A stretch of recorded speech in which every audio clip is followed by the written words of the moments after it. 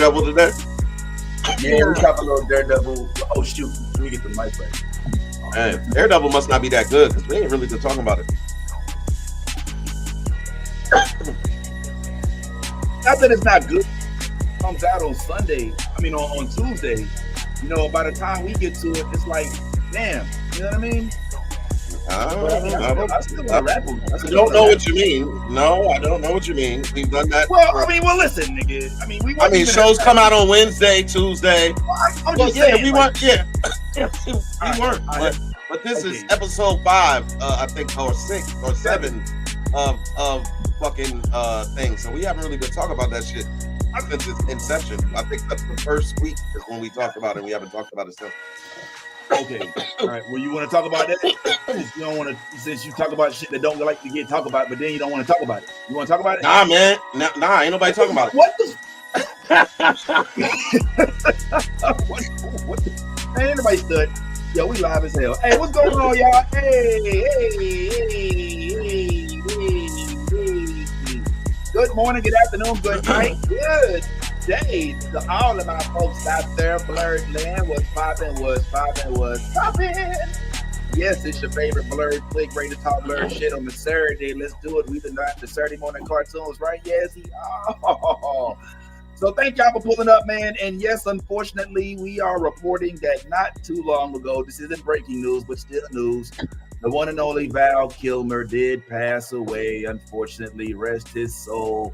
Val Kilmer, the second man in the 80s to rock that Batman costume, to do it the way that I would say was fairly decent, right? I mean, his face was hella small for that mask, but it is what it is. And yeah, he represented, I would say he was the you know what? I dare say that Val Kilmer's Batman was not nearly as bad as the George Clooney Batman, right? I mean, we don't even talk about that. I mean, so this was the Batman before the Batman with the nipples. Because remember, they put nipples on his costume, you know what I'm saying? And we was like, come on, bro. So we put nipples on the costume. So yeah, well, I don't know. Is that a nipple?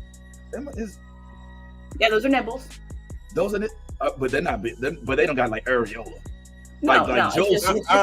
It's just a areola. It's just a my Batman and Robin time, they had put areola on the nipple. Don't make me pull it up because I will pull it up. Well, I mean, but how much areola does a man have? Like, I mean, like you saying it like it's a whole lot. Like, what man's walking around with 2 inches of areola, bro? Like, what's happening? All right, well, how much areola you got, bro? You know, but not enough. Not enough to be strong. Not enough for anybody to get turned on. That's for sure. You know what I mean? Like, what are we doing right now? I'm not sure where we're going, but it is what it is. Well, listen, like I said, man, we are here to talk blur stuff. Definitely about the passing of Val Kilmer was unfortunate, man. This is back in the golden era when comic books were starting to finally be taken serious, when they finally took the bip off of the screen for Batman. But yeah, the dude passed away, and we'll talk about why and all of that. Also, there is a movie coming out soon with Michael B. Jordan, and was directed and made by Ryan Coogler called Sinners, and the homie, the movie blogger, Ant got a chance to check that out. So we might chat a little bit about that. And also Iyanu, which is a new cartoon that comes out when, Nolly? Today. Well, it came out at 9:30. It comes out like literally like today. Came out 9:30 a.m. on Cartoon Network, and then will be available tomorrow on Max.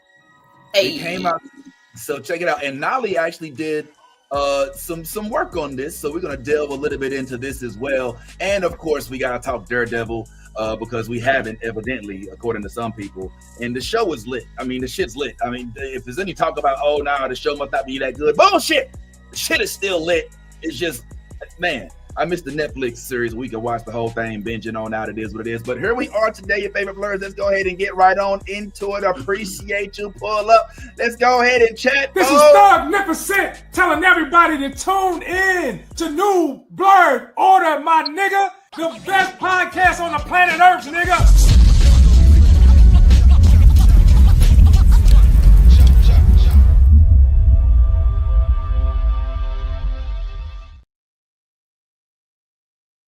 This is Thug-nificent telling everybody to. I gotta remember to take the loop off, man. Shoot. But anyway, man. So as you all know, Val did pass, and unfortunately, it was not of old age. I'm reporting here right now that evidently, it was because of pneumonia. Said his daughter Mercedes. He was diagnosed with throat cancer in 2014, but later recovered. And evidently, unfortunately, it appears it didn't necessarily take. So your boy ain't here no more, man. It's sad as hell. It sucks to see him go because, like I said, he was one of the good ones. But we're gonna go ahead and utilize him today, and just remember all of the good things that Val Kilmer. Did you know Val Kilmer? Yes. Did you see the Batman Forever movie? We're doing this. We're doing this right now. I'm saying like it was a movie with and Jim Carrey played the Riddler. Tell me more. and Nicole Kidman was a reporter. So freaking man, it was a whole thing. Did you? Tommy Lee Jones was Two-Face. Yeah. Tommy Lee Jones was Two-Face? Crazy, yeah, man. I mean, these are crazy things happen before you. Of course, I've seen that shit. What you mean? The Riddler? What? I'm okay. Listen, low key, I want to get me one of those costumes so that I can like swing the cane like he did. You know what I'm saying? Oh yeah, the costume was sick, yo. Yes, like that was prime Jim. Yes. With the red hair. Oh yeah, I'm gonna rock the hell out of that. Watch that. Get ready for it. It was pretty sick. I'm not gonna lie. I'm so happy that Val Kilmer didn't have the same reception George Clooney had, because when George Clooney did Batman, it was a mess. It was a problem. But I say that just to say, Val Kilmer for me was mostly known as Batman, but he also played a couple other roles. I don't know if y'all remember. He played. I think he was Isaac, Albert Einstein. No, Mark Twain. Or was it Mark Twain or something like that? Does say he did a couple. He had a couple roles. You know, he went way back. I mean, he did a couple things. Obviously Bruce. I frankly think that he may have been I don't want to say a better Bruce Wayne, but he looked a little more the part of Bruce Wayne than Michael Keaton did. Even though I still held Michael Keaton as the best, just because that's how I was introduced to him. But I think that Val held it down. Now, like I said, he also was, I think, in Tombstone or something else. He was Jim Morrison in The Doors. He was in Top Gun. You know what I'm saying? I don't know if he was Goose or Maverick. I don't know. I don't remember. He was in Heat. Remember him in Heat with Val Kilmer and Robert De Niro? Remember he was in Willow? Get the fuck out of here, man. Willow. Oh, man. Yo, Tombstone, like I said. That's man. Come on, man. Bruce Wayne. Oh my goodness, man. He could. The dude had it, man. And then, and obviously he cherished his role as Batman. But yeah, for him to pass this way at the age of 65, man, it's so. And wasn't he recently he was in something recently too, like a low budget something. I feel like I saw him in he was a lot bigger. He was in a low budget movie, and I was like, damn, that's where we at right now. Man, I remember Val Kilmer from this movie called Real Genius. I feel like I talked to y'all about this. Real Genius. It had Val Kilmer was the only guy of note, but it was about college students. They were like engineering students, and it was like MIT type stuff. And like they were supposed to build stuff for like a project, and then they learned halfway through it that the project was actually going to be utilized. It was like a nuclear laser that was, and so they were like, "Oh, hold up, they're using us to build a bomb for free." And I don't know, the whole thing. I could sit there and go into it, but yeah, man, I'm just saying, like, I just want to heap praises on Val Kilmer. Nolly, did you have anything to say about Val Kilmer before we move on, or anybody else? Nolly's like, yeah, I don't know. Rest in peace, no nipple Batman. No nipple Batman. Does he have? They're there. They're like pepperonis. Yeah, not like nipple. They're like pepperonis. She went into detail. Damn, Nolly. Not pepper. I think pepper. No, it's more like nickels. They're like little pennies. Like the mini Italian sausages. No. You know what they look like? Little Hershey Kisses when you cut the tip off of them. Just the tip. You know what I'm saying? Like just. Good morning. They look like the little like smaller versions of the mini pizzas that you pop into the microwave right quick. Or like When you know, they like pop old up and fashioned they get- pepperonis that like cup up when you cook them. Yes, yes, Nolly. We too stupid, man. All right, we gotta get this real quick. This is getting uncomfortable. What is the comments? Good morning, chat. Good morning, chat. Yes, he was in a lot of films, Linda. Appreciate you pointing that out. Iceman, that was his name. Antoine, appreciate you. Darth Erebus, appreciate it. Yes, we know Tommy Lee Jones was Two-Face, even though it should have been Billy D. Williams, because he was actually, we know, he was the lawyer, all right, in the original one. All right. And then they flipped it to Tommy Lee Jones. Harvey Dent was supposed to be Billy D. Williams. All right, cool. I mean, with exclusive Carl Jones intro. Oh, you like that? That's right. You know what, bro?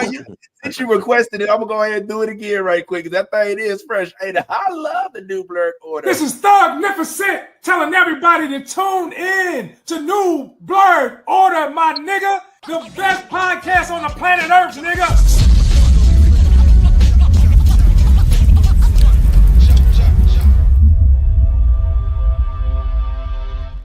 Yeah, it never gets old for me. I'm sorry, man. You have Thug actually bigging up your podcast. Like, that's cool as hell. I mean, so y'all in the right. Carl Jones. Hopefully you have liked and shared. And there should be, right now we got almost a couple, we got a good chunk of viewers, so we should have at least 20 likes on the YouTube video. Let's go ahead and put that out there right now. So yeah, man, I'm your Huckleberry. Yo, I know, that's like the best. We gotta start that comment. Hey, when it comes to Val Kilmer and the you know, I'll be your Huckleberry. Yo, that was the best Val Kilmer movie for me, period. Hands down. Tombstone. When he played the way he played Doc Holliday, oh my God. If you have not seen Tombstone, you are missing a slew of great acting. Like I think you got Val, you got old girl from Fear the Walking Dead. Kevin Costner. Yeah, Kevin Costner. What is the old man? Hold up, the old man. Sam Elliott. You got Bill Paxton. Oh man, Michael Bean. Bill Paxton? Yeah. Oh man, Billy Bob. Listen, Billy Bob Thornton. You got like you had, bro. The cast was sick. The cast was sick for this. Oh man. But is it for people? Is it a Western for people who don't like Westerns? Absolutely. Yeah. Tombstone is one of the 100%. hardest. One of the hardest. Bro, you really haven't seen Tombstone? That'll make you like Westerns. Oh my God.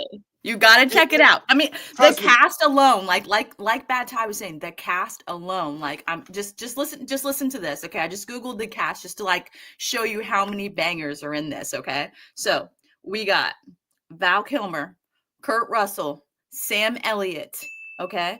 You have Dana Delaney. That's the chick y'all were, I think, talking about. You got Bill Paxton, Billy Bob Thornton, okay? Powers Booth, Billy Zane. Okay. We got Stephen Lang. Oh. Michael Rooker. That was good, though. That was hilarious. Oh, okay. Joanna Pukala, that's the lady from I think, yeah. And then you got who else is in here that you guys might know? I don't know. Sounds like a lot of bangers, though. All right. I mean, yeah. But I mean, how? All right. So before, I didn't see this coming. But what? All right. The last Western that I saw was The Harder They Fall. All right, with an all-black cast, we remember, all right, and there was a lot of hoopla about Stagecoach Mary and Zazie Beetz and all of that. Before that, I remember watching involuntarily Charles Bronson movies with my grandfather back in the day. Where my introduction to violence, like it was the first time I saw somebody get hit with a bullet in the head and it go through their head. And like, oh my God, what is this? Like that's, but. I mean, I still don't I don't have an array of Westerns that I can say, hey, I recommend this, I recommend that. Why? What happens in a Western other than them getting at each other, then doing a high noon, what do they call it? A stare down? No, Vince, you're stereotyping right now. I mean, it does. Those things do occur in certain instances. You see what I'm saying? Yes, because I mean it's Western. You can't have a Western without those certain aspects. But it's not like every single movie has these key things. You see what I'm saying? Like, or a show or whatever. So I mean, like, okay, so for instance, have you watched any of the what you call it? The why can't I think of this right now? Because we're talking about Tombstone. I can't think of the fucking name. And I literally just binged the shit. Any of the Taylor Sheridan Westerns, like the movies or shows, any of them? Nah, I ain't watched not a damn nada. Like I legit am just not into it. You know what I'm saying? And I mean, like I said, I could tell you right now how to go about getting yourself acclimated to Westerns. Now, I'm not going to take you old school, but there are some really good old school ones. Yeah. But I'll give you this one. I'll give you this one. The Quick and the Dead. You got to see The Quick and the Dead. That is a good one. And then of course you got to see Tombstone. Yeah. Those two. If those two, Tombstone, the one we've been talking about this whole time. Yeah. Yo, so like those are the two that will definitely get you acclimated. Now, all of the I see in the comments, Yellowstone. Yellowstone is a good show, but that's a series, and I don't know if Vince can last the entirety of that series. I think he could though. It's good. Yeah, well, possibly, but I would definitely start with some of these joints, like the Quick and the Dead and Tombstone, because they do have the components that are necessary to be in a Western.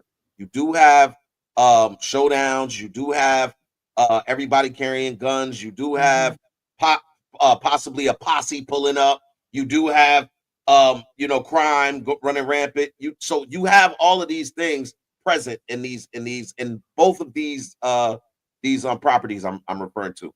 But I'm telling you, it's something about the acting, and it's something about when you see it, when you see somebody quick on that draw, and they like it's different. It's different when you like it's like separating the G League from the NBA. Like you got some guys that think they're really good with guns until they run up on that guy that's really good with a gun. And then they're like, that's the thing that's exciting, and that's what makes it exciting and interesting. Is everybody back then had guns. It wasn't about who had the gun, because everybody had a gun. It's about who's quicker on the draw with that gun. So can I get my gun out quicker than you? Is three of y'all and one of me? Can I shoot all three of y'all before y'all shoot me? I wonder. So when you start getting into those type of things, then you're like, oh wow, this just got interesting, because both of those type of elements are present in both of the movies I So Vince, can I ask you a question? The comments actually like post a great like question. Would you consider Django a Western? That is a great question. No, I wouldn't. Why? It's not a Western. Because it takes place in the Bible Belt South. It's not even in like it's not in Texas or out there with the saloon and shit. Okay. It's on a plantation. You know what I'm saying? Valid points. No, all valid points. So I just wanted to make sure that we answered that. But no. Good question. No, I mean I was thinking the same thing. Like, so I wanted to hear why it wouldn't be considered one. But like Too Bad Ty is saying, I blanked because we were talking about freaking Tombstone, but it's Yellowstone, like the Yellowstone series. Like, I'm not gonna lie, I love Westerns just because, like, I don't know, I'm an old head. I like, things that take past, like, what? You're a what? I'm an old head. Yeah, old soul in a young body. There's nothing wrong with that, okay? But I'm just saying, like, I watch old Western movies all the time. Like, that is like definitely my go-to. Like, any of the Yellowstone series, I mean, even if you can't start with Yellowstone, start with like the 18, like if you're trying to get into it after you watch 1923. After you watch, the freaking Tombstone, and after you watch Quick and the Dead, then I think if you can stand those and you still want to go, trying the smaller series of those might like entice you. You see what I'm saying? Don't start with Yellowstone because that's a lot. You know what I mean? Like, start with the smaller series that build on and, like, tell you about the history of it, and I think you might appreciate it more because those are like you're in the shit. You see what I'm saying? Like in the Western, in the shit, like, you know, you get shot out like, you know, 40, 50 miles away from your house, you know what I'm saying? Like, no one's gonna find you, you're gonna die. You see what I'm saying? Because you're out in the wilderness. You see, like it's cutthroat as hell, and it's pretty interesting. I'm not gonna lie, how people lived and like survived and like thrived. You know what I'm saying? The Magnificent Seven, I'm not gonna lie, I didn't really enjoy that. I felt like that movie like could have ended when it started. It wasn't that great for me. Like the Magnificent Seven, it wasn't that great of a Western movie. Like I like Western movies, but that one is like, I'm not gonna lie, I haven't rewatched that movie. I've rewatched most of the Western movies, like The Harder They Fall. I've rewatched them. So like, yeah, the Magnificent Seven is the only one I haven't rewatched. I can say the Magnificent Seven. The thing that makes that interesting is because it has an assortment of characters, including one Samuel L. Jackson. And you know how Samuel L. Jackson is. Wait, are we talking about the Magnificent Seven? Or are we talking about the Hateful Eight? No, is that the Hateful Eight? Yeah, it must be the Hateful Eight. It's the Hateful Eight that you're thinking of, Ty. Yeah, okay, that must be, because I don't, when you said a Magnificent Seven, that's what I was thinking, the Hateful Eight. The Hateful Eight, I think, is the Quentin Tarantino joint, right? Yeah, that's what I was Quentin. Yeah. That's what Samuel. I actually saw that. And actually, that was good. I like that one? It was a little slow, but I like Samuel. Look, it's Samuel L. Jackson. It's like Pulp Fiction. You know what I'm saying? It's got a slow pace to it, but the shit is like it's nuts all the way through. You know what I'm saying? Yes. Oh, they had a scene, I think, where I forget who the main character was, but somebody was like hiding in the floor. You know what I'm saying? And then yes, like, pops out, came through, and then it popped out of the floor. I was like, oh my yes. Like I'm here for that. And I guess it did have like okay. It did have like a Western feel. I think it was meant to be like a Western. Yeah, you know what I'm saying? Listen. So the Magnificent Seven is with Denzel. Yeah, that was with Denzel. So so that's a whole nother movie. That's with Denzel and Chris Pratt.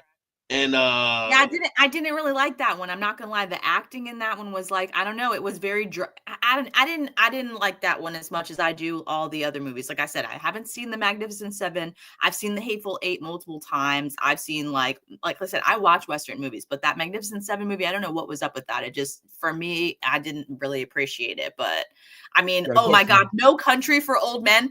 That fucking movie is nuts. That dude with the haircut, I can't see him as anything else. When I see him and shit, I'm like, oh man, where's the fucking gun at? Like he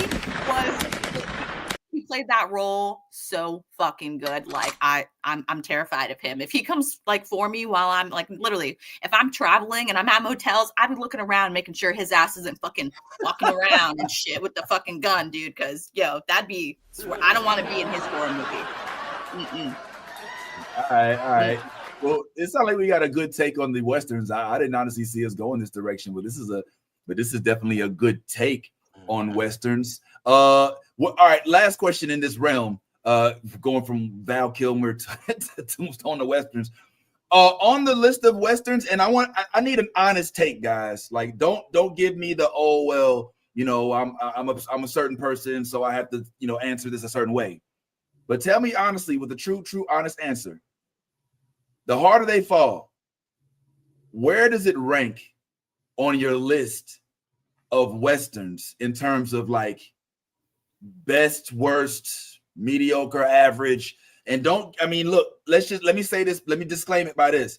I know we are people of color and we Black and we got to support everything, so I get that. Let me just get that out there right now. We ain't trying to trash the movie, or we ain't trying to say it was bad, or, the whole, Stagecoach Murray's Zazie Beetz incident. We're not going to get it. Just as a theatrical production as a whole, if you're recommending a bunch of, Tombstone and all these, where would you put Harder They Fall on that list of great, so to speak, Westerns? Well, I would say this, right? Had I not already known that you've seen that, then I would have also listed that as something to go with. Correct. But because that's an all-star cast. That's a star-studded cast. Mm-hmm. Again, it was like one of those that I've always liked. So for me, April 8 was definitely a really good one for me. I mean, not Hateful Eight, but Harder They Fall. I agree with Bad Tie. The Harder They Fall is up there with, I know that, Django is not on this list because of, like where it took place at and stuff, but it's one of those movies where like you can rewatch it because of how good the actors specifically were in that movie. Like it's a good movie. Like the storytelling was good. The pace of the story was good. You know what I'm saying? Like you weren't left just like kind of, when is the next thing going to happen? It was hands down for any kind of cinema. It was great. And especially for it to be an all Black cast, that makes it even greater. So, I mean, yeah, it's definitely on the list of like high up there with Tombstone and like, it's I would say it's like 7.88, you know what I'm saying, up on that ranking. It's pretty good movie, hands down. There's nothing wrong with that movie. All right. Well, if y'all say that it's decent, then I mean, I don't watch a lot of Westerns, so I don't really have as much of an opinion on it, but I definitely trust you guys' opinion. Now, there are some other things that we're watching right now. There's some things that have dropped as of late that I believe. Oh, by the way, rest in peace, Val Kilmer. Sorry to give you that eulogy, guy. I'll leave you a little later. But before we get into a Yaz breakdown of the Daredevil episode 7, before we get into a little bit of a clip about what Iyanu was about and the folks involved with actually making that project happen, with an interview that we have directly from the one and only movie blog Hallelujah. There was a release, a screener for this movie called Sinners that came out. That hasn't come out yet, right? If I'm not mistaken, it hasn't come out yet. It's on the 18th. The 18th. All right, this is a movie with it's a Ryan Coogler production. And it has, as you see right here, the one and only Michael B. Jordan as, I believe, the main member of this cast. So one of our good friends, Anthony, had a chance to check it out, and he gave us a message. And we want to go ahead and play for y'all his message about the movie. So without further ado, here's what Ant had to say about that. Take it away, Ant. What's going on, y'all? Anthony with the Movie Blog. Just real quick, going to do it, give you an out of theater reaction for this movie right here, Sinners. Oh my gosh, yo, it's been a long time since I walked out of a movie and I immediately wanted to see it again. Sinners is that movie. Did I enjoy myself? Fuck yeah. Am I cursing? Fuck yeah. That's how good of a time I had. There's so many things to say about this movie, from the costume, the set design, everything is all well put together. There's a lot of healing symbolism in the movie that is so dense. There's biblical themes, there's musical themes, there's historical themes, there's racial themes. This movie is going to make a lot of people mad. There's going to be a lot of people mad. You got to make sure you go watch this movie with a safe friend. I'm going to tell you, there's a certain type of people who left out of the movie theater first. That being said, is this a movie that I recommend? Yeah. What did I like best about the movie? I think I liked best was the music. The music became a character in and of itself. The acting was on point. Everybody was really delivering their A game. The pacing was a little bit slow at times, but it was almost like it wasn't a bad slow. It's almost like, there's a difference between fucking and a difference between making love. I love this movie. I love that girl. I see this again. Forgive me. I know I don't normally get this excited, but I am that excited. Sinners is a movie I want to see again. Or just to get quick heads up, any of you guys who are going to see it, there are 2. I said 2 after credit scenes. Make sure you watch it. It does round some stuff out. Is there anything bad about the movie? It's going to go over people's head. It is a little dense with the story, not in a bad way, because there's so many layers that you could always walk away with the movie taking away your own thing from it. But to really interpret all the different layers of storytelling at play here, you're going to need a friend. You're going to need a pastor. You're going to need somebody who understands music. You're going to need someone who just understands storytelling to really break it down for you. But it is something that you will enjoy regardless. The action is on point. The storytelling is on point. The sound design is on point. This is a movie that has you jumping from the beginning to end. Anyway, I don't know what I'm going to give this movie, but it's going to be high. This is the movie to beat this year. Remember when Dune 2 came out early in the year, and this is the movie to beat this year. Good luck, y'all. Anyway, that's all I got for this one. I'm going to check y'all later. Peace. Yo, he said a mouthful. So basically what I'm hearing from Ant is, We need to go and see this movie, and for all the reasons he listed. And I'm gonna keep it real. The thing he said in that really made me like, oh, okay. I know it's probably the same for y'all too. Let's not sit there and act like it's not the same. When he said certain people were leaving the movie, it was like, I was like, Yeah. Okay, you got my attention, homeboy. Know what I'm saying? Are we trolling Hollywood? Yeah. So trolling. I love you, a good troll, Ryan Coogler. That's wild. That's wild. So yeah, man. We didn't get a chance to check it out, man. But Ryan, excuse me, Ryan. Ant, he's the movie blogger. Of course, we go listen to Ant, right? I mean, he said what he said. You looking forward to seeing it? Anybody else in there? I mean, come on. Listen, before you even say anything, yes, they're not zombies. Okay, they're vampires. So I don't want to hear it from. Well, I'll watch it. I will watch it. I remember we had this conversation. I know it sounds like, trust me, my husband thinks I'm a psycho, but I can't. It's the I MCU. So yesterday, I can't do zombies. Okay, whatever. Well, listen, we have another friend who did get a chance to check out the premiere, and let's just hear what he had to say, and hopefully he's going to join us pretty soon to tell us what he thinks. I got the lovely opportunity to go to the red carpet world premiere of the Ryan Coogler, Michael B. Jordan movie Sinners. Check out the fit. You see the shoes. If you want to see my full non-spoiler review and thoughts, you got to check out the YouTube channel. Got to push more of y'all to the YouTube channel, especially considering this app may disappear in the next couple of days. Maybe, who knows? I don't know. The main reason I'm making this video is to thank you all, because you guys are actually the ones that inspired this outfit. Because last week I made a review and talked about the woman in the yard, and I was just like looking for a shirt that was similar to what she wore in the yard, and I was just browsing through my stuff and put this shirt on, and I got mad comments both here and on Instagram. Follow me on there, just complimenting me on the shirt, and I didn't think nothing of it when I put it on, because I got so many compliments on the shirt. And then I got the opportunity to go to the red carpet. I was like, oh, it's a vampire movie. This is like vampire-esque. I was like, you know what? I'm putting this shirt on. Same thing. I got mad people complimenting and talk about how they love. All right, Michael. You look good. This was a review about the movie.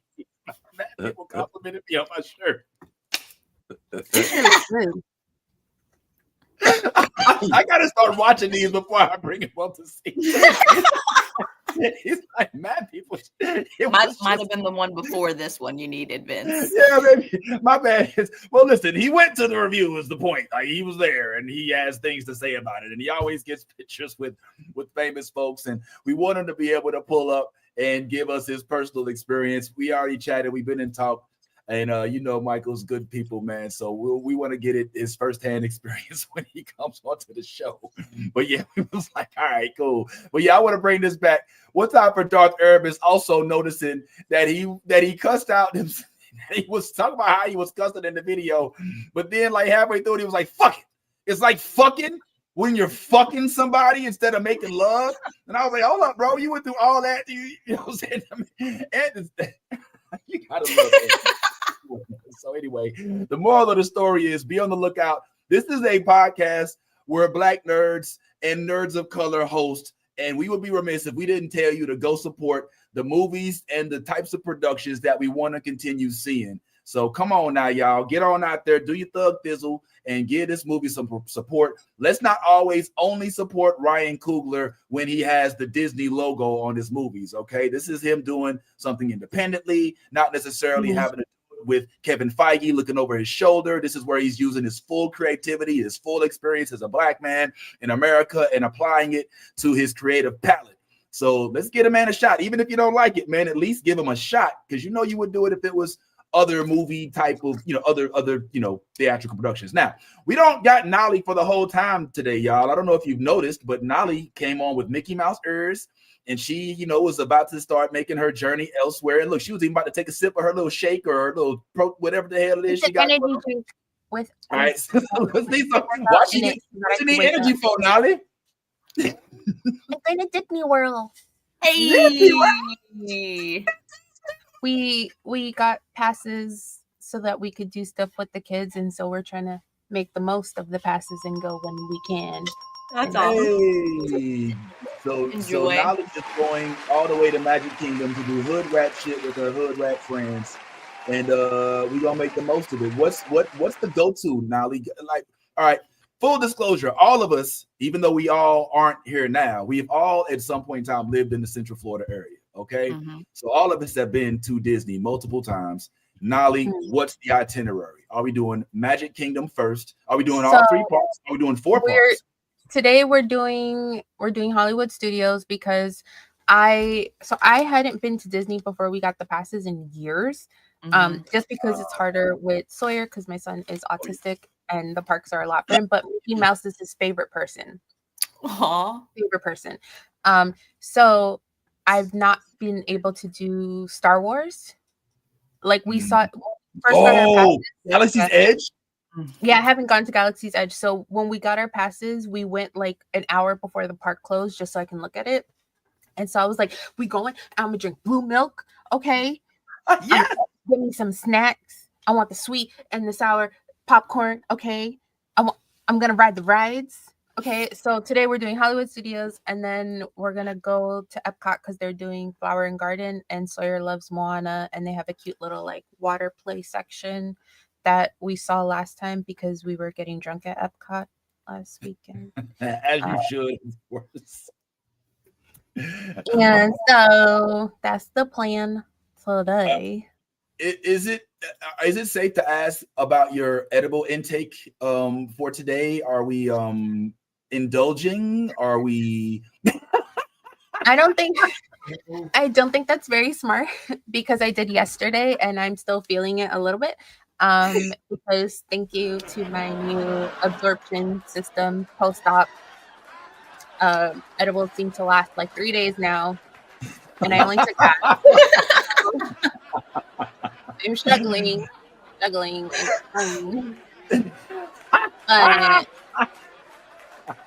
right, cool. So the answer is no, because I don't want to get sick.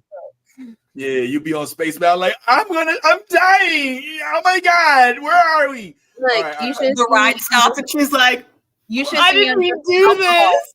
At Epcot. I was sitting there and I was like, and my husband's like, are you drunk? And I'm like, drunk at Disney? I'm all right. I'm gonna keep it real. I can't do it, man. I cannot do it. I went to Universal one time. Me and my boy snuck a bottle of Bacardi in a backpack. Caught ourselves trying to drink and then ride roller coasters. No bueno. No bueno. Yeah, it's not great. Yeah. It's not great. That's when you do like the slow, soft little rides so that you could just relax. Yeah, Dumbo. Don't do any of the motion, you know what I'm saying, rides, because you'll be no. Yeah, nah, that's not a good look. Strapped in, try not to throw up. That was me driving home after Epcot because I had okay, so post-op, I'm not supposed to have more than 12 grams of sugar per item I eat. How the hell do you Jesus? How do you measure? Life is a little boring.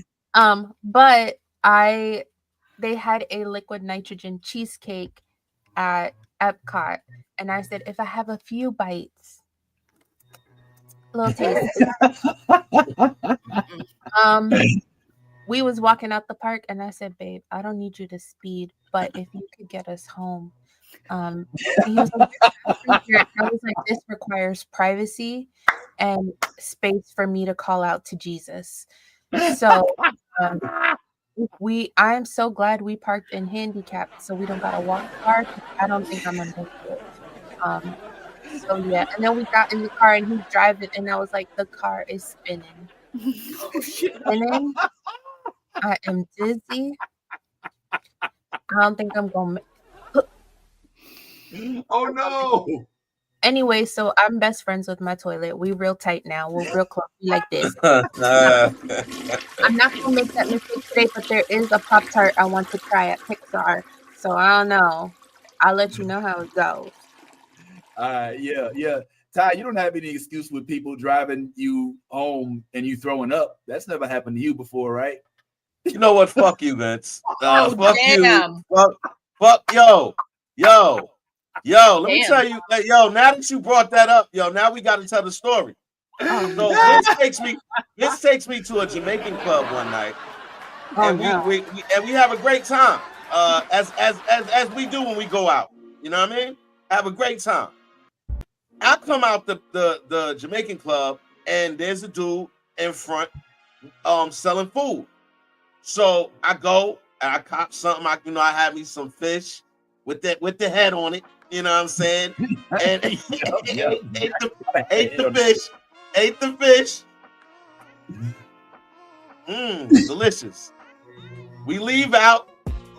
We circle the block. Vince, like at the time, had a truck with like 3 or 4 18, 15s, whatever he had in it.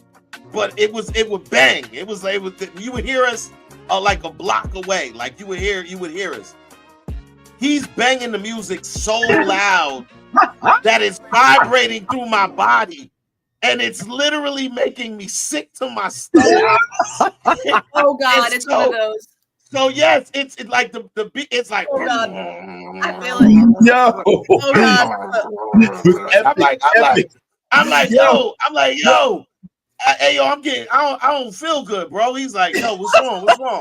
I say, yo, I think I'm about to Earl. He's like, yeah. This motherfucker passes two gas stations. I say, yo, I'm about to Earl. He's like, yeah. We passed another one. I'm like, what? Fuck your car.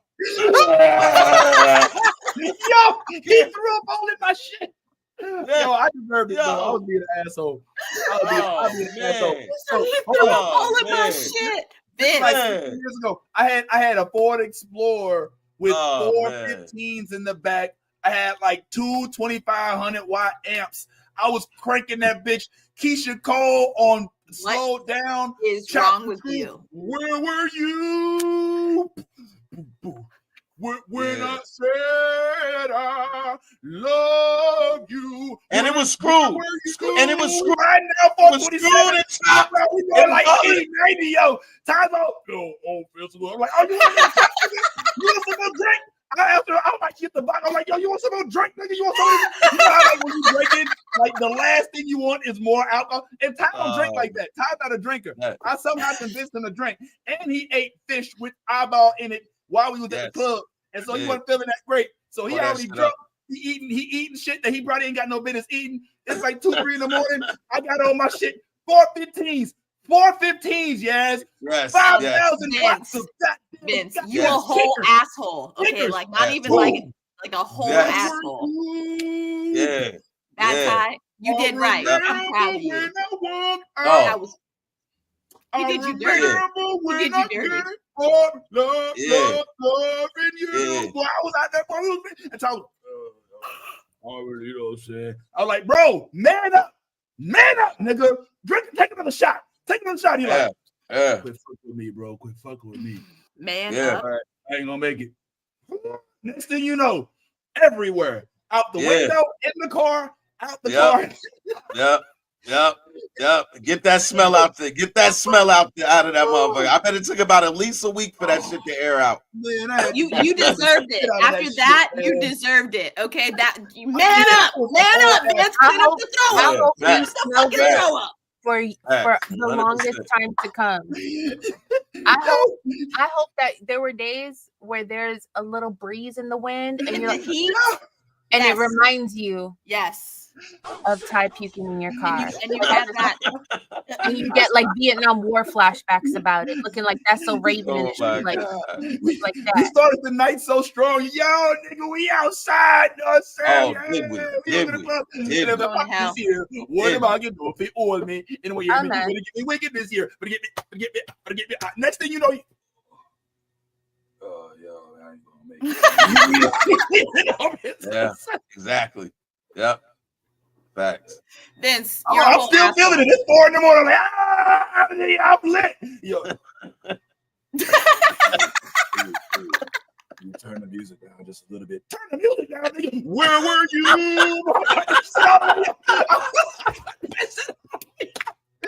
Yo, he had the shit. Yo, it was vibrating through my entire body. Like I'm in the car, like.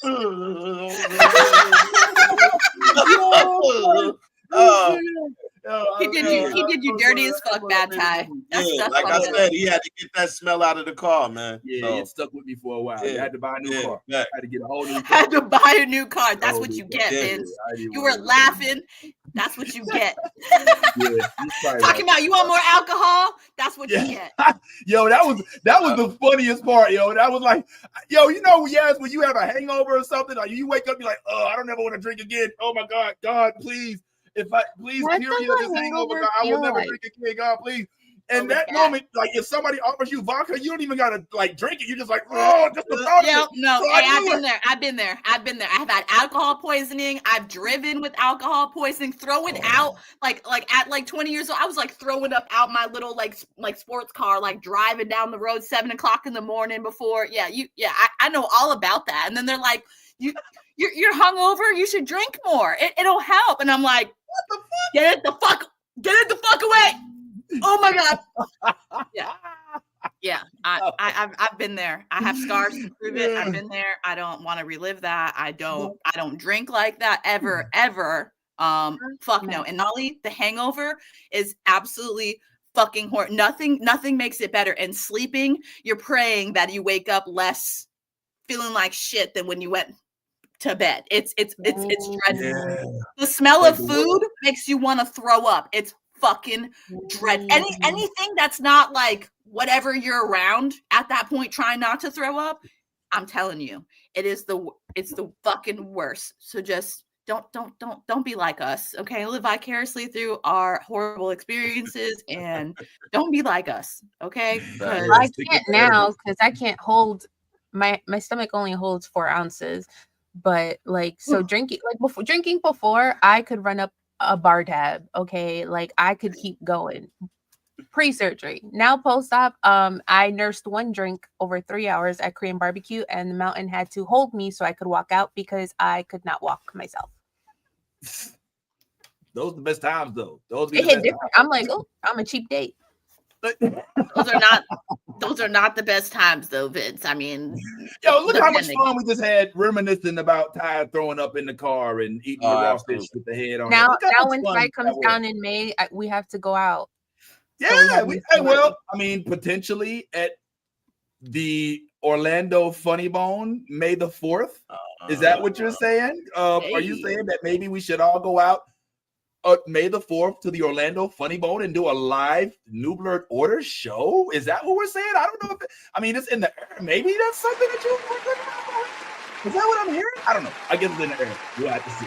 All right, it is what it is. But for right now, let's at least, before we make any announcements, before we lose Nolly, we've got to talk about this recent project that is hitting the internet in waves, and we have to spotlight it because it's all about us. And of course, I'm talking about none other than Iyanu. I'm sorry if I'm saying it wrong. Nolly just recently did a write-up on this.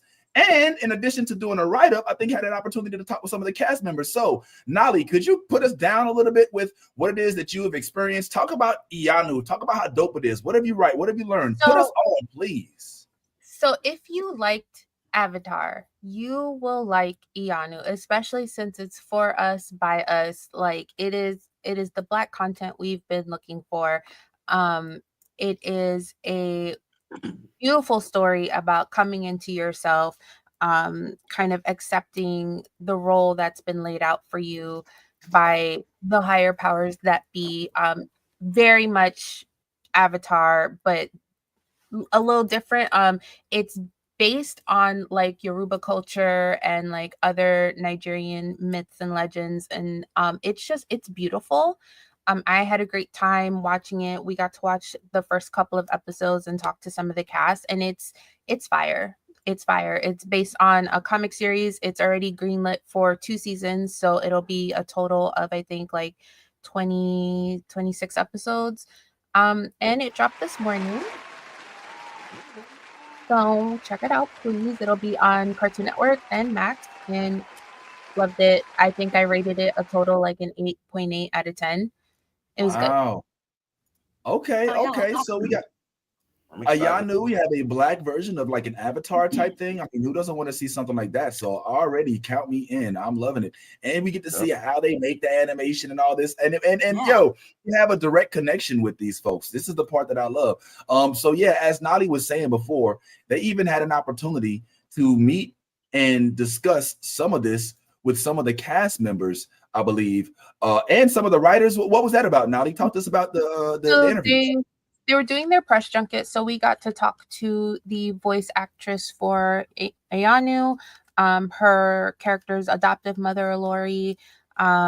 We talked to 2 characters that we didn't get to see in the screener episodes that they were given to us, but will be later in the season, and then one of the head writers, and it was great, actually.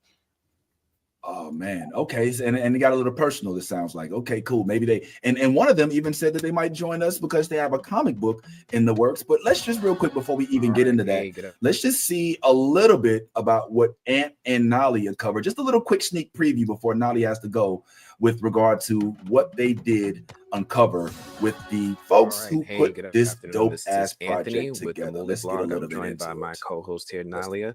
How is everyone today? We're doing good. Thank you. Hi, I'm great. Hi, Nalia. Hi. Oh, Hi, Nalia. everyone looks radiant. I Not love you, food man. and glowing. You're looking amazing. Can y'all hear it? So do you. Yes. Yeah. Okay. Nobody can tell me anything for the rest of this day now. Love it. Thank you guys so much for having us be a part of this. Thank you so much for giving us your time. Definitely want to say from what I've seen so far, I'm in love with this show. It's everything I've asked for. More Black content, more original, authentic content with like good backstory. Like I just know that this is going to do so well. So I definitely want to start off by asking, what is it that you hope that audiences, especially the young Black audience, what do you hope that they take away from the show? Anyone can kick this off. First of all, I would like to say that the 12-year-old in me is completely geeked out. This is happening. It's been such a long time coming, and I'm so glad to be in this space at this time right now, taking up this space. When young Black people or young Black kids especially see the show, I hope that they see representation. Because like I've said many times, representation matters. It really does matter.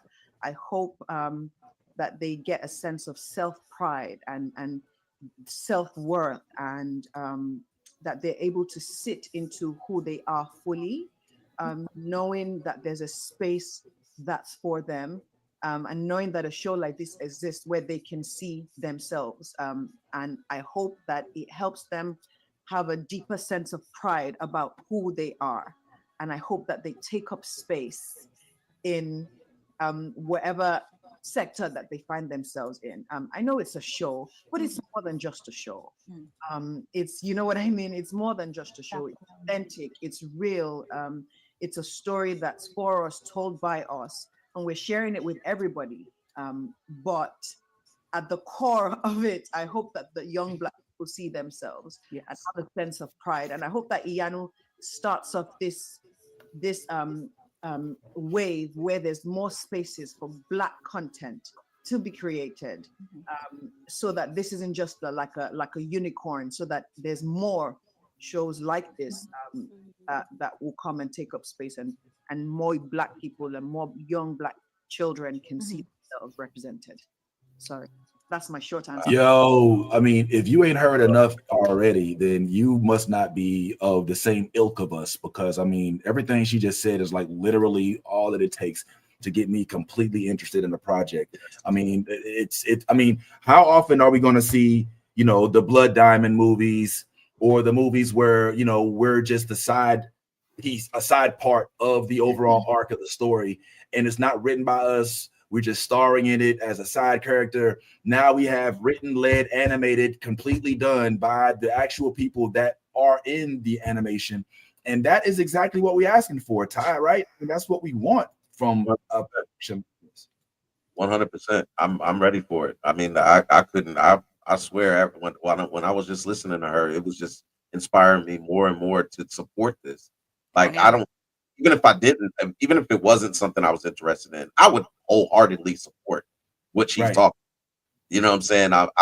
We speak about it enough as it pertains to the shows that are perpetuated throughout the the United States and the commercial marketing system. And when you have something like this, yo, you gotta embrace it. We want more. Like you said, more, give us more. And I hope that this is just as good as it sounds. Can't wait. Not wait. Yeah, man. Yeah. Yes. Any thoughts? I'm super good excited mind. for it. I can't wait. I literally just said the way she turned around like, I was fixing my background. Sorry. Yeah.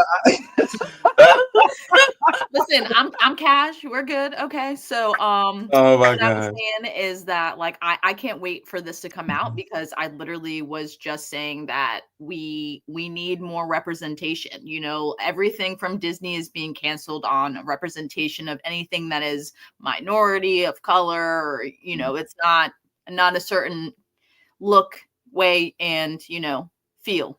So I'm excited for this new era, and I can't wait to support this. And I hope that all of our fans that watch the New Blurred Order will also help us support this, so that we can show that, you know, there is an avenue for us, and we need more content like this in order to be able to support it. So I'm super excited. I'm all about woman power, and like Nolly said, this room, like just watching that room of just women and the melanin and just the natural, their hairstyle. It just makes me happy that we have, you know what I'm saying? Like we're finally opening the doors. Like I'm peeking in the window just a little bit, like, you know what I'm saying? So we need to kick down the doors, guys. Like, you know, and this is how we do it. Support the content. I can't wait to watch this. Beautiful message. Thank you, guys. That's exactly what we was thinking, man. So make sure you guys, I think it came out when again, Nolly? Can you refresh our memory? When did this come out? This morning. This morning. Hey, this morning. So that means right after the New Blurred Order. We know what y'all not during, not before it's done. Right after. All right, not right now.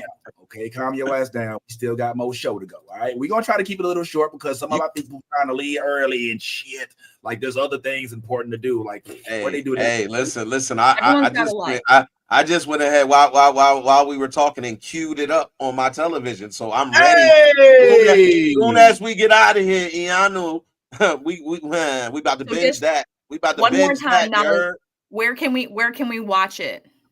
Cartoon Network and HBO Max. Hey, and I'm really excited that it got pre-approved for 2 full seasons, so that way that's so exciting. Because I've noticed that when it comes to things like Black content, there's not enough promotion, and it looks like the creator has been doing most of the promotion for it, and so it'll give it time for other people to pick up, talk about it online, spread it word of mouth, so that way when season 2 drops, hopefully more people will be tuning in. It'll have the hype around it, and we'll get a season 3. Yes. So remember this, guys. Iyanu's got to walk so that Moon Girl can keep walking. All right, so that there can be more Riri Williamses, so there can be more. What was my girl?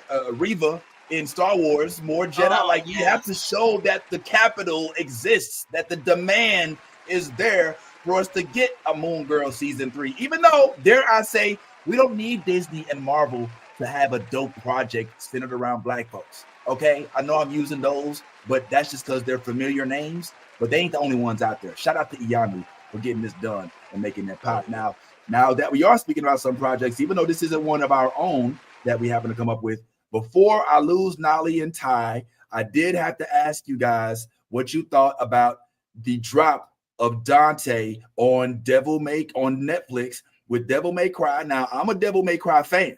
You know what I'm saying? Like I play the video games. Yep. So I love me some Dante. Dante used to get on my nerves in Marvel superheroes, Marvel versus Capcom, because it was like Mega Man and Dante. Dante had this long ass sword, and whenever it was me versus him, he would always do all this freaky weird shit. I used to hate playing against folks who use Dante. But if you watch this show, this shit is flame. Like I'm loving it. It's like Dante is kind of like Peter Parker. Am I getting that? Are y'all getting that same feeling? Yeah, like, yeah, like yeah. You know, He's very carefree. He's very Yeah, carefree. yeah. You know, but instead of like villains and rhinos and Dr. Octopus, he's fighting demons. like the demon, you don't know who the demons is. It's like if you're a fan of Constantine, if you like the Constantine and stuff like that, if you're a fan of like Lovecraft and you don't mind, like here's one thing I love. I'll say this real quick, and then Ty, I love you to give me your report. Nolly, you as well, so y'all can get on up out of here. But here's what I say. Here's what I want to say about Devil May Cry.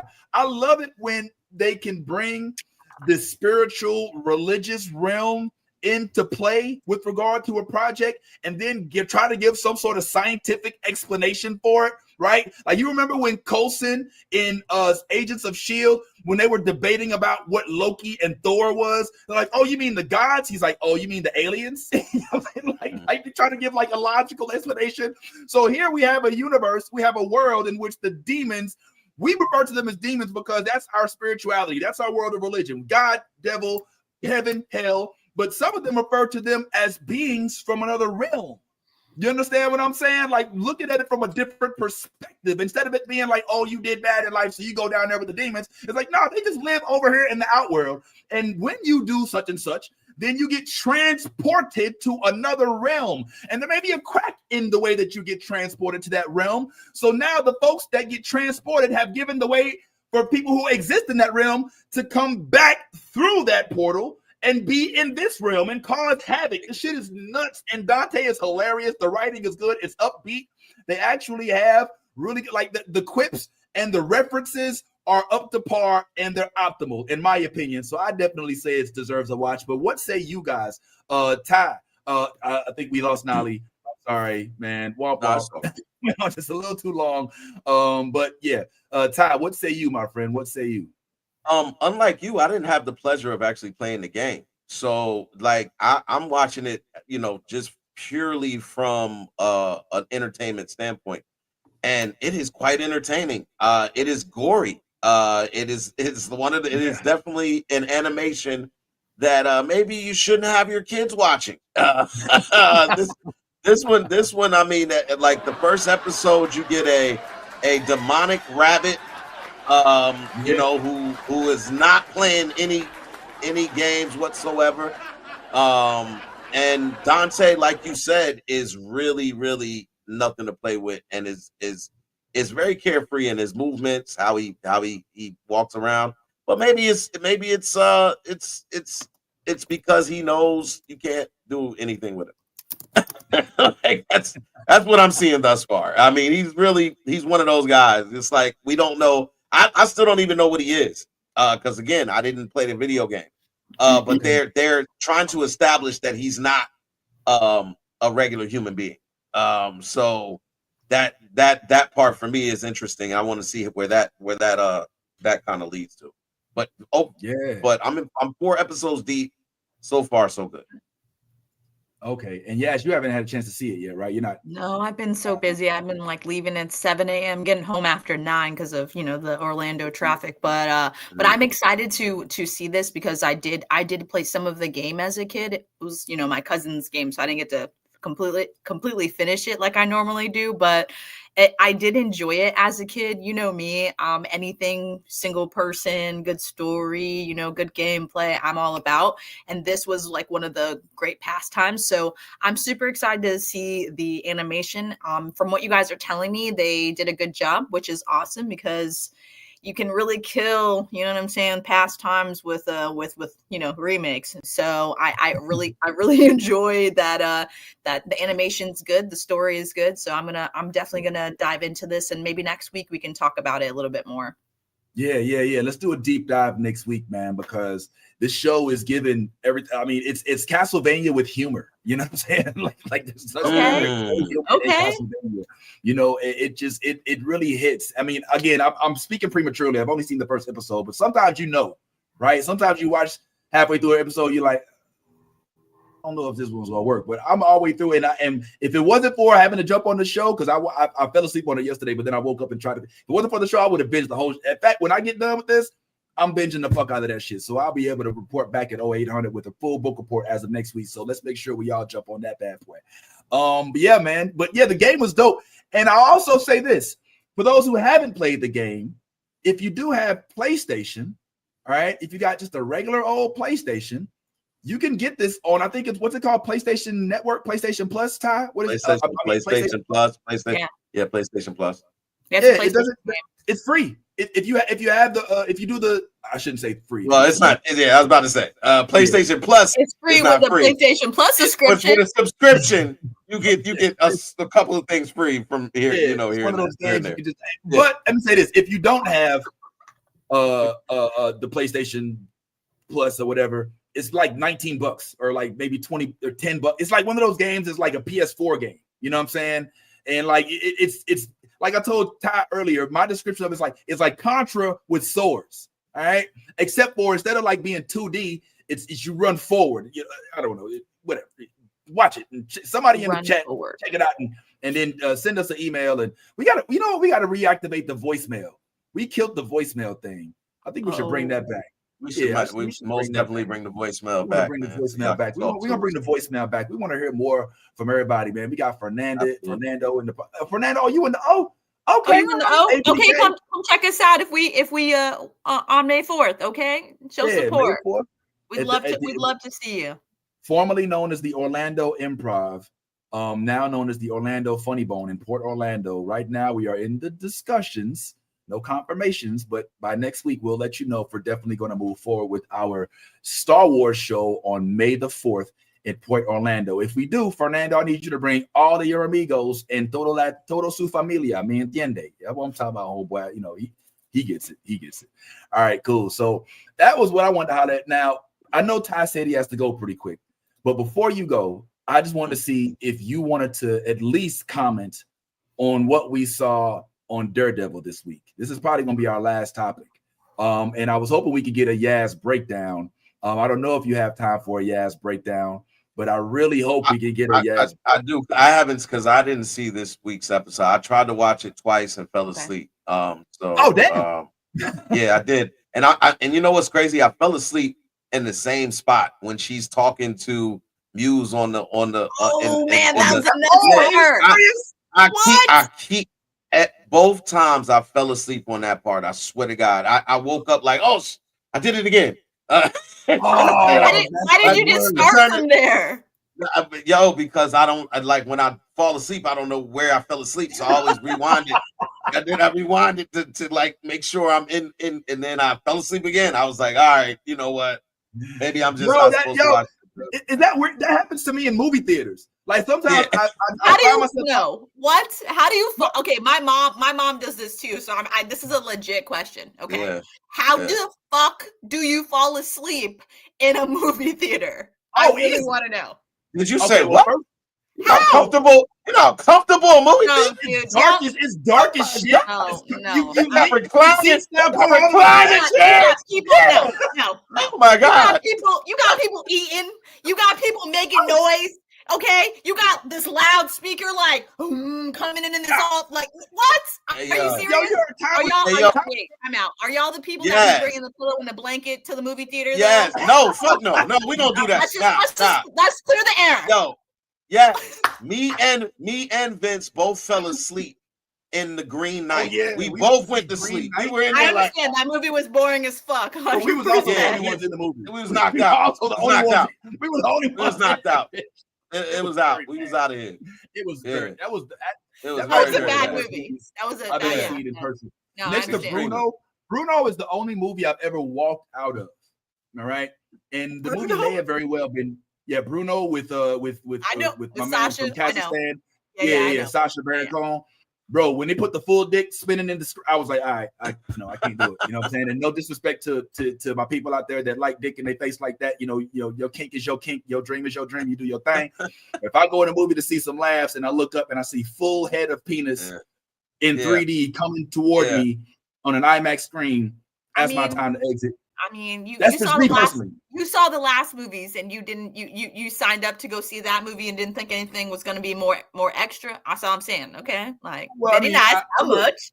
Okay. Look, I saw The Watchmen. There was a blue dick in that, but it wasn't all in my face. Like it happened. I mean, but you watched The Boys, and that dick was all up in your face, choking out mother's milk. So man, the way you and, said and it, that was a reoccurring dick too. That I was just about to say, and then dick never just ever kept come coming out. back.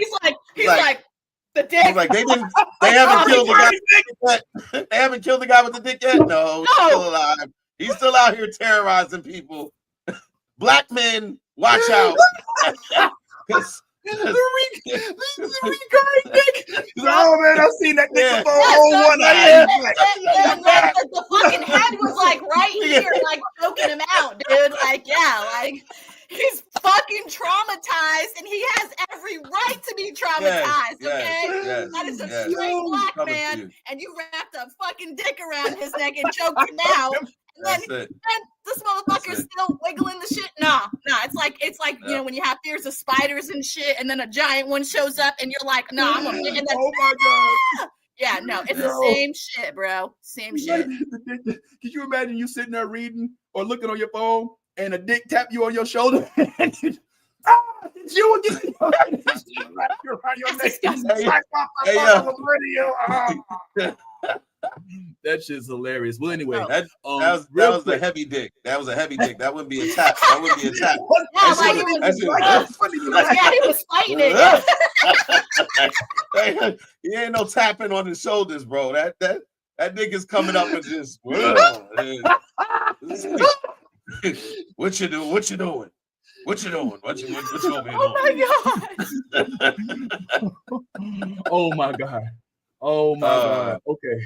What up, Ant? Ant's in here, man. Ant, we've been showing you hella love this morning, man. So it's good to see Ant. Shout out to the. He said there's dick in sinners. Hold on. Ant said there's dick in sinners. We've been breaking news. Whose dick is it? Flag on the play. What can we have? Just like a moratorium on theater dick for a second, like. It's not. Yeah. It doesn't. I haven't seen any analytical evidence to prove that there actually is an uptick in theater sales because dick on screen is actually bringing more girls to the yard. I'm not. It's not. It's boys the butt or whatever. Cheeks. It's the butt cheeks. There's a lot of the back muscles and the butt cheeks. That's what Craven had. But Craven had naked ass in it too. It was a full front. What? I was talking about Daredevil. How the hell did we get on I mean, I think you're just traumatized because all that dick is in 4K on a 150 inch screen. Yo, I was not ready. Like this is the definition of trolling. Like Bruno came out before like the Gay Marriage Act and all of those other things. So people were still trying to figure it out. Obama hadn't even came out for marriage yet. And so Sacha Baron Cohen, in a move that was brave as hell, I gotta give him credit. He comes out with this movie where he's a full-on gay dude going to interview conservatives and do a bunch of shit. But I drew the line at him putting his whole dick in the camera. I was like, nah, bro. All right. So anyway, moving along. I can't do it no more. This is way too much time spent on this stupidity. So let's go ahead and talk something else. I was chatting on the wonderful world of Hell's Kitchen, in which we are now seeing Matt Murdock go through all kind of stuff. So if Ty can stick around just for a second, I was wondering if Yaz could bless the homies with what I would like to call a Yaz breakdown. So Yaz, could you break it down?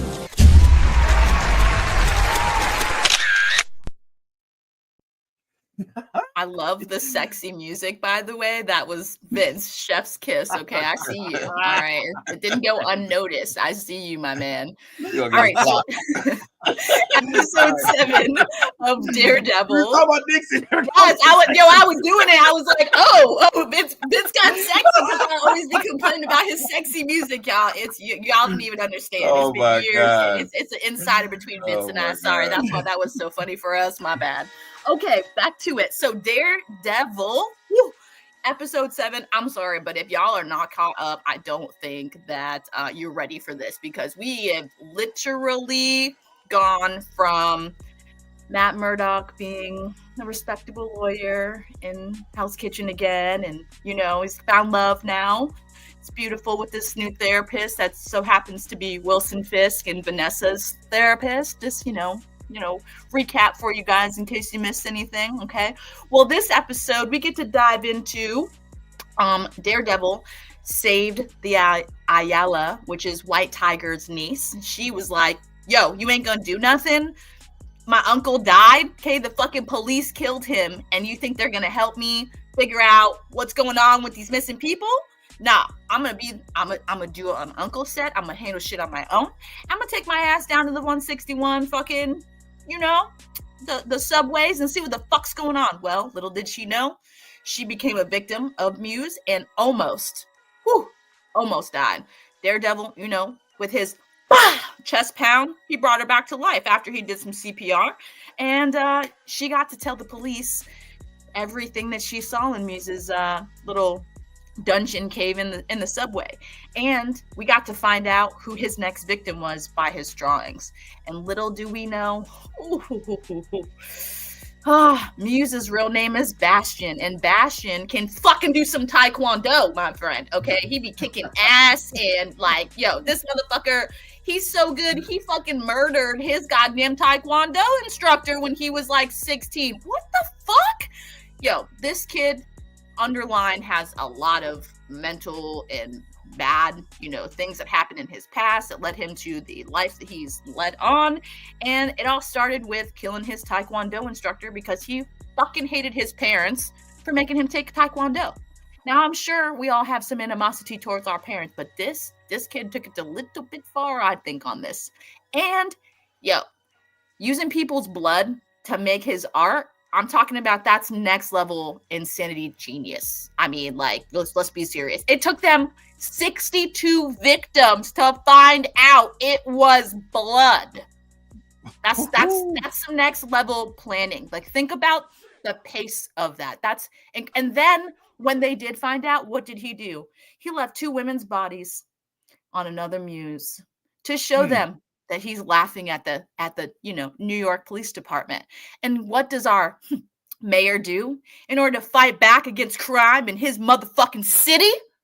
He creates a fucking task force. And I'm not talking about any motherfucking task force. I'm talking about this task force.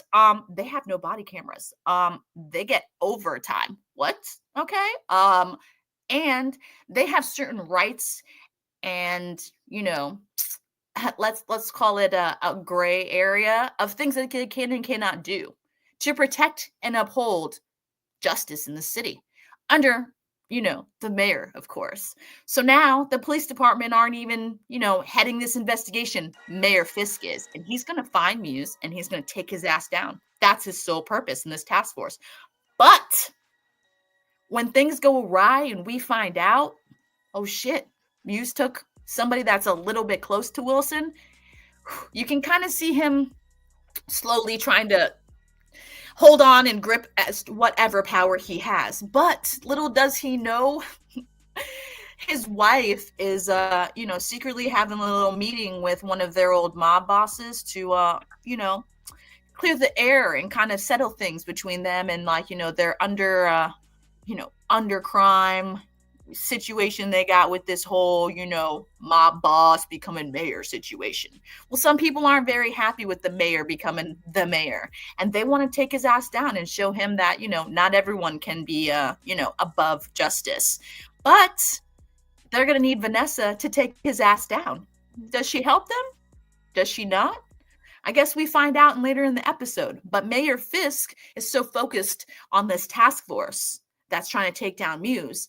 While they're looking, of course, Daredevil's Daredevil, and he pops in and he's doing his search, and guess who gets one fucking goddamn baton to the fucking head?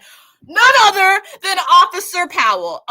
Y'all, I'm sorry, I didn't mean to laugh as hard as I did when Daredevil was looking and figured out it was his girlfriend, and then Officer Powell walks in and he just throws his fucking baton and just dunk, like, bro just knocks the fuck out. Like, I'm sorry, but that, and then he's like, fuck. It's okay. It's Officer Powell. Whatever. We're gonna go and save our girlfriend. He'll be fine. He don't know. It's cool. I'm gonna escape. He's knocked the fuck out anyway. So Daredevil, takes off to go rescue. Be the knight in shining armor for Vanessa, but the masked shining knight in armor. So that way she don't know his secret identity. But this motherfucker comes crashing in. Okay, like fucking Kramer, and Kramer. He does. You can't say he fucking does it. He motherfucking comes crashing in like Kramer to save his woman. But before he does this, okay, Muse, Bastion, all right, goes and sees his therapist for their normal session, and they're chilling and they're talking, trying to dive in deep.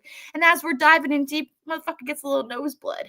Just like thinking about, I guess, what he's about to do and everything. And he takes that blood and makes a little drawing. And she starts to realize that the person that she's talking to is not Bastion. Bastion is actually the vigilante known as Muse, who takes people's bloods and takes them into a canvas. And while she's talking to him, trying to figure out what she's going to do, how she's going to escape, he also realizes that she realizes. And, well, when he tells her, is she going to run for the door? She runs for the door. And, yo, I'm talking about takes a header to the wall. Like, just, And I'm sorry, but that poor doctor, yo, she is traumatized. I don't know if she's gonna go back to doing therapy. Mayor Wilson Fisk and Mrs. Fisk may need to find themselves another therapist for their marriage counseling right now, because I don't even know how that situation's going, because he's lying to her. Did you see the episode before with the Adam fight? I'm sorry, but Mr. Fisk, I'm talking about Kingpin, he's back, baby, and he's oh, dude, oh, God. I don't know how Adam is still alive. That's all I'm saying. I don't know. This motherfucker is crazy, and he's holding, his wife's boyfriend hostage. And you know what his most beautiful line was? There's two ways to control someone. Take what they love and withhold it from them, or give them exactly what they want. Damn, this motherfucker is so diabolical. I fucking love him. That's all I'm going to say about that. But while we're digressing into this whole situation with the therapist and what's happening with her, Muse is trying to figure out how exactly he's going to go about. He's conflicted. He brought a gun with him. He brought a scalpel with him. We got a canvas. I keep talking about these faces I'm trying to draw. Are we going to use her blood to draw them? What is going on? Well, you know what? She fucking wakes up, and guess what? We're back to talking again. I don't want to talk. I want to fucking get on with my shit. So he takes his scalpel, he cuts the bitch's arm, and she starts bleeding and asking him what is he gonna do? Is he gonna kill her? And he's like, I don't fucking know. Just shut up. And what do we hear? But none other than the whoop whoop. Hey, it's the brothers in blue trying to come and save the day. The task force comes pulling in like Batman, like, yo, I'm here. I'm ready to save the day. But Muse has already cut the therapist. I can't remember her name. That's why I keep calling her the therapist. Whatever. Y'all can tell me in the comments. I'll try and, Anyway, the therapist, okay, she's bleeding. Muse is freaking out, trying to figure out how he's going to execute his plan. The fucking cops are downstairs. He's got to fucking be quick. You know what I'm saying? So he tourniquets her. She's bleeding. He's trying to use her blood. And then he's like, you know what? I can do something else. I could just stab the bitch. But God damn it, her fucking boyfriend comes busting in like Kramer. Back to Daredevil. Cue him. All right. He's like, yo, this my woman. They have this whole taekwondo fucking battle inside of her fucking office. I'm sorry, but like 3 gunshots, possibly 4, went off in that building. It's a building. Who the fuck was on the other side of that fucking bullet? Did anyone even care? No one even fucking cared. That's all I'm saying. Innocent bystanders could have got shot in New York, but everyone's worried about this fucking therapist and this motherfucker taking her blood. What the fuck? I have to say. Right. Don't forget about the innocence. That's all I'm saying about that. But as this fight goes on, Muse is trying to give it to him. He shoots Daredevil. Daredevil, his blind senses blocks that shit. He's like, yo, busting in, doing some crazy ass shit, kicking, fucking punching. He's like blocking all of his taekwondo fucking moves and shit. He's like, yo, I see you about to kick. No. Bomb. And he fucking okay. I'm just saying. Now we're realizing that, my woman, Daredevil's woman, she on the ground, she's bleeding out. She gonna die soon. I gotta get this motherfucker. So in the midst of the fighting and all the taekwondoing, okay. Daredevil and Muse, they separate for like a second, and Muse is like, I see a knife. I'm just gonna stab this bitch so she's dead. So if I die, this bitch goes down with me, and my plan didn't get fucked up by Daredevil and I'm running for him. What does Daredevil do? Yo, this was some gangster ass shit. He fucking uses his baton that shoots, to like grapple onto like buildings and swing. This motherfucker shot that shit and it went through his body. Like just like and then just that I'm not gonna lie, fucking grade A fucking fight scene, hands down. Thank you, Disney. I can honestly say this season you gave me what I was looking for, so I'm not mad at you right now. We're in a love-hate right now because this is my love. You've been kind of on the not so happy hate end right now. Like this is like the boyfriend you keep talking to that like keeps giving you that bullshit, but you want to believe him, but he keeps up with his bullshit ass ways, and then he does something nice like Manny Petty, all day, spa day, and then back to the bullshit. But we'll see. But this, I'm telling you, this is a Manny Petty time because I'm happy. I'm feeling good. I'm feeling like I've been satisfied. And guess what? Who do you think takes out Muse? None other than the dying therapist who grabs this motherfucker's gun and and a Muse. I'm sorry. He still had Daredevil's fucking thing in his. This motherfucker was bleeding all over his canvas. So he wanted to make beautiful art. He did with his own blood. It was chef fucking kiss. God, that's a great way to end this episode. But what made it sweeter is Daredevil makes sure he saves his woman, and then the cops bust in like Batman to save the day. But guess what? The day's already motherfucking saved. Y'all didn't do shit. Oh, shit. And guess what? Guess who got the credit for it, though? Mayor Fisk walks in and, Muse is taken care of. You not the devil. Daredevil vigilante. You saved the city. The task force. I told you I was going to give you a safe city. I give you a safe city. Mayor Fisk gives us the bullshit. Of course, we're trying to digest and, Mayor Fisk has done something for us. Yay. But, BB, the reporter she is, okay, she uncovers Daredevil was really the one who saves it and tries to release a press. And guess what? Oh, Wilson's Fisk, little bitch. That little one that works for him. I can't remember his little greasy ass name right now. That little kid that's friends with BB. He was like, "You're gonna print what I want you to print because the mayor can basically make you disappear." Is what he fucking told her if she don't comply. And I'm ready to fucking find out what BB's gonna print next. So stay tuned for the next breakdown. Bye, Yaz. Hey, come on through with the breakdown, Yaz. Hey, well, I love it for me myself. Whenever Yaz decides to break it down.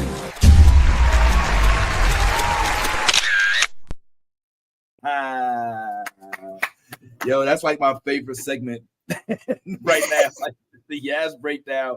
I love how filthy it is. Like this fucking bitch. It's like I can just kill the bitch. I fucking love it. It's authentic. That's how it comes out. You know me. I'm authentic. So you 100%. So okay, a couple questions about Daredevil. Some things that happened. All right. So first of all, what are we really doing with the little girl? Because I'm getting origin story vibes. You know what I'm saying? Are you getting the same thing I'm getting? Yeah, I also am, and I'm wondering also, like, is she gonna what superhero that she's gonna take over? You see what I'm saying? Because now one, she's traumatized by the thing that she was trying, like, you know what I'm saying? By the thing that she feels is she was fully traumatized and almost died, and she was also saved by her hero. So that also validates that she should be you see what I'm saying? So like it's kind of like a coin flip with her on whether she's going to rise up from this trauma or it's going to break her, like Daredevil is broken by his trauma and become, you know what I'm saying, like a new vigilante, just like her uncle was, you know what I'm saying? So I mean, it could be good or bad how this turns out. But I definitely agree with you 100%. This whole episode screamed at me like, what superhero vigilante is this young girl going to officially take on? Like, who is she going to become because of this? You know, I see it, Vince. I fucking see it. It's so clear. I mean, literally you just checked all the boxes. Traumatic episode with friend or family member. Quick proximity to superhero. Saved by superhero. Let down by the system. I mean, everything leads to spin-off or a superhero development. We just don't know. I just don't know who it is. And I will say that knowing that I haven't read all the comics for all the YouTube comments. No, we don't read every single comic. And you know who else doesn't? Everybody who purchases a ticket to see these movies and everybody who subscribes to these services, because everybody doesn't read the comics. Okay? I read plenty, Spider-Man specifically, some Star Wars, Thunderbolts. I love me a good old mashup, Spider-Man versus Batman, so on and so forth. But if I watch a show of which I have yet to read the comics, and then I ask a question and we post a video about it, and the first comment is, you didn't read the comics? I want you to know. I already know that shit, dumbass. That's why I'm asking. So please, stop being a comic snob and be a comic cool person and be like, oh, well, I read the comics. Here's what happened. Instead of, you dumb fuck, don't you just read the comics like all the rest of us that sit in our basements and don't do shit else with our lives? I'm sorry, I should have said that. That last part was inaccurate because I know that's not an accurate depiction of comic book readers, myself included. And I'm thinking about Omar Tiffy and some of our other friends. And Tyrone's a big reader. You know what I'm saying? So I'm not going to sit and trash readers. But readers, calm down. Like, look, there's a lot of different types of nerds, all right? And not all of them are literary. Okay, not everybody. Some of us have, and I mean, I'm not trying to make jokes, but some of us had learning disabilities growing up and couldn't necessarily read as well. So don't sit and start judging based on what it is that you did, like you better. You know what I'm saying? I mean, when somebody says, yo, damn, I missed the last Spider-Man movie. I'm like, you didn't fucking watch did you watch the Spider-Man No Way Home? Did you? It's like, nah, dog, you gotta go check it out. You know, like I got a homeboy who put me on the Cad Bane, the book from Star Wars with the not Cad Bane, Darth Bane, the anti-hero guy. Okay. You know, he's half Jedi, half like, you know, just independent operator. And he wasn't like, you haven't heard about Darth Bane. He's like, oh, let me tell you about this dude. He's cold as hell. This now we gotta go read it. That's what I think that readers should be like with regard to watchers. I think that the reader world and watcher world need to have a get together and just understand that we not alike in all cases. You know what I'm saying? And I'll give you one last quick point on that subject. Let me get back to Daredevil.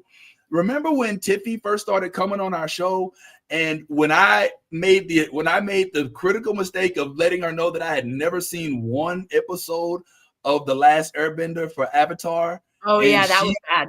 You remember that?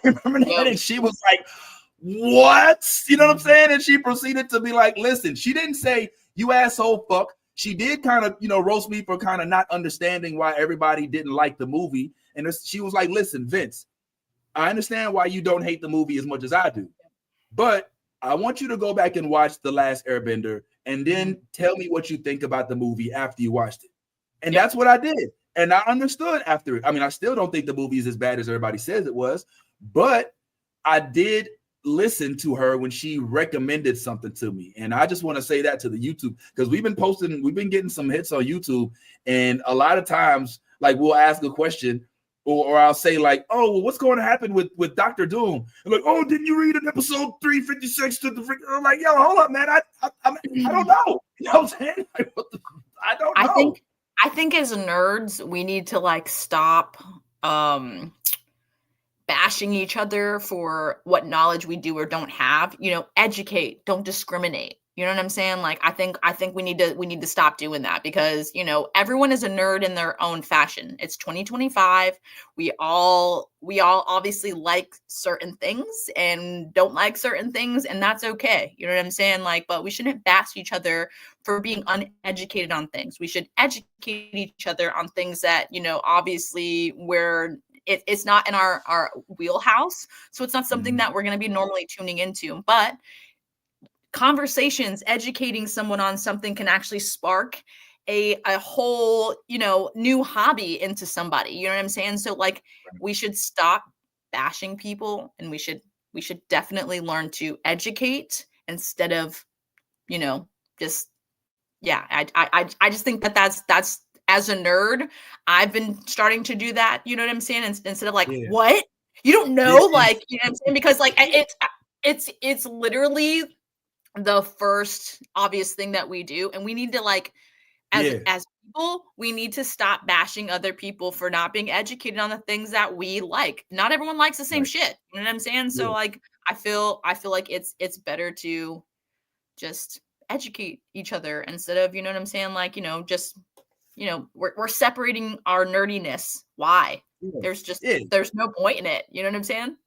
Let's not like internally categorize and compartmentalize ourselves to the point where we've also caused division within a community that we're supposed to be like exclusive. Like we're like, hold up, we all love the fact that we love all this weird shit together. Now let's not start being judgmental about not being as into the same weird shit. You know what I'm saying? Like, I'm not gonna lie, it's disheartening when I hear somebody hate Star Wars or something, but I'm not like, well, fuck you, or if somebody's like, well, is Luke, does he have like was Luke like a Jedi, or what? You haven't seen the return, or did you read the comics? It's like, all right, look, I just think, I hate to say it, but as much as I love reading the comics, I haven't read every single comic, and I don't expect everybody who reads or doesn't read to have read the comics that I have read.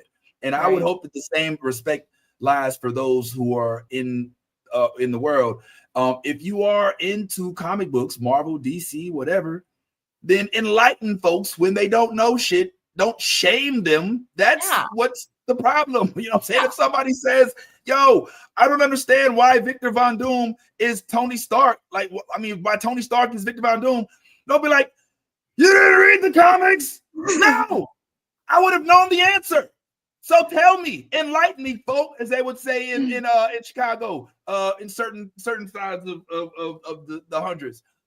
Just stop being comic snobs. All right, I just had to get that part out. I was going through our YouTube, and I was reading some of the comics, and I was just like, "Are you that's what you took away from this? Just that I didn't read the comics? It's obvious." I'm sorry. I don't know. I shouldn't. No, I get it.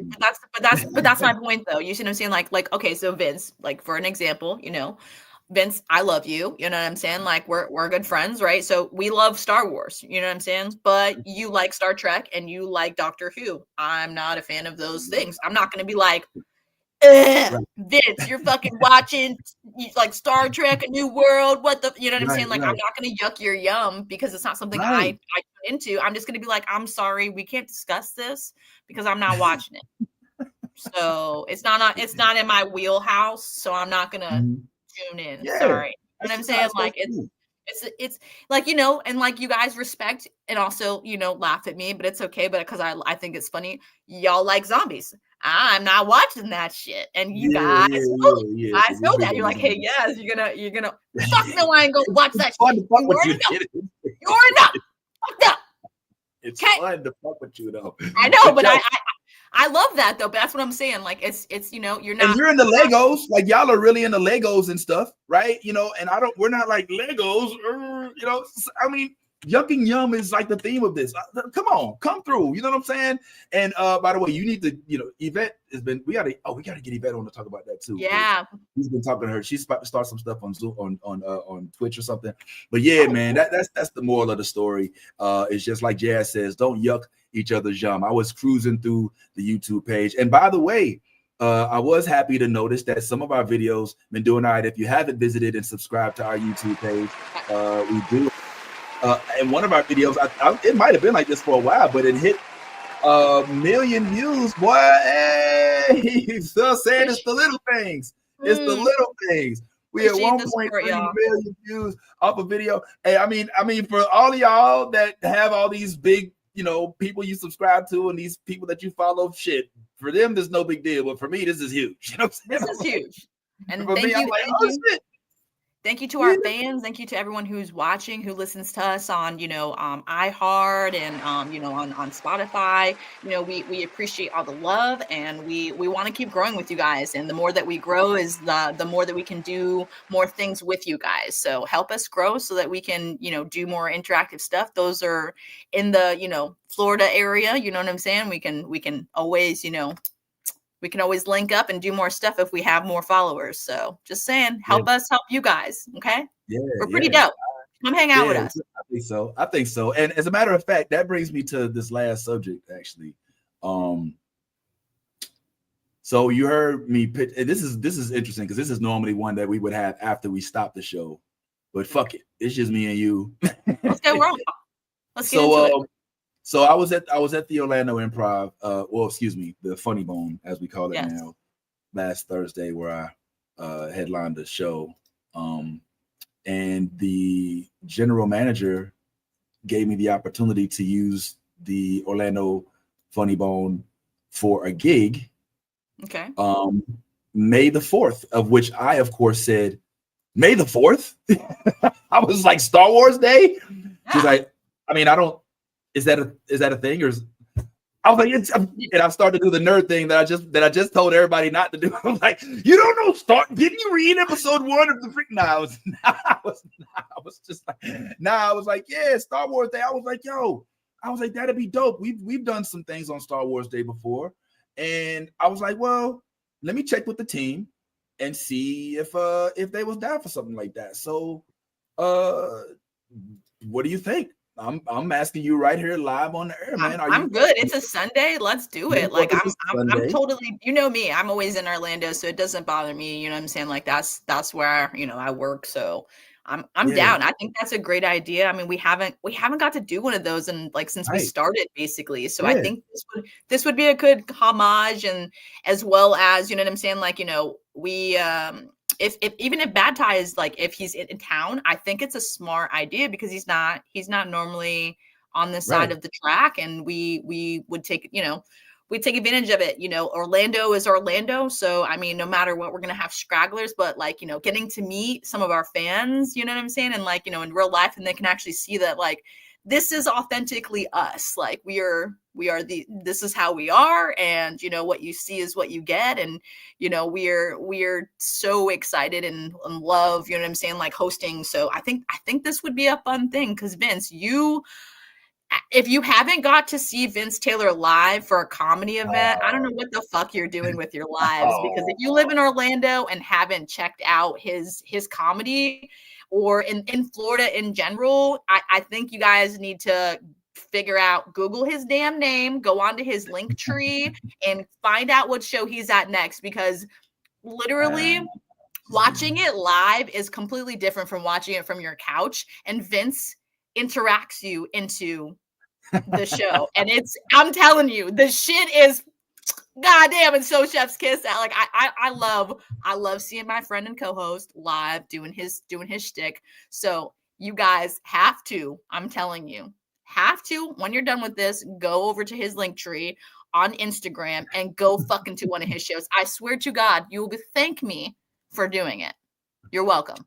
Thanks, sis. She's being nice. It's a big deal, though. Yeah, we outside, we doing our thing. And I don't know if you've noticed, but I scaled back on cruises so I can be at home more. And I mean, I won't get into that because I don't want them to watch this and hold it against me. That's how bad it's gotten on cruises now. Wow. They're scoping out stuff that you could say about them online. But I still love doing them when necessary. If you're out there listening, Lisette, you know what I'm saying? If you want no problems, I'm going to accept that gig. I'll see you in June. All right, Costa Rica. I got you. Yeah. But yeah, so I say we call it there. Let's meet back next week. Have a good time.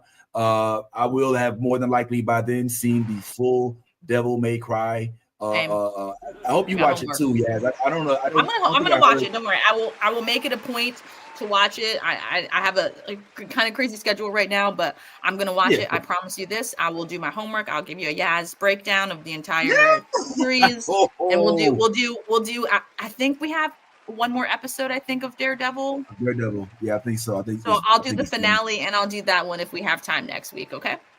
Absolutely. Fuck yeah, man. Well, thank you so much, Yaz, of course, doing this that you do. Thank you all who tuned in for pulling up and saying what's up to us, man. We love to see everybody as we do. I'm gonna go ahead and shout y'all out. Whoever's still here, Fernando, Maria, Seth. Shout out to Antoine, Mike. I can't listen. I ain't going all the way down the list. Maria, we thank you. Every single Harmony. last one of you. Make sure Everyone. you hit the subscribe, hit the like, hit the share, man. Tell a friend, bring a friend. Let's make it a whole block party. And as we always say, if you be yourself, be your authentic self. You know, because if you ain't being yourself, you're being fake. It ain't no honor in that. And in all things, like we say, if you a geek, go ahead, let that geek flag fly. Yes. The new Blurred Order is one of my favorite places to visit. I hope you'll join us next time.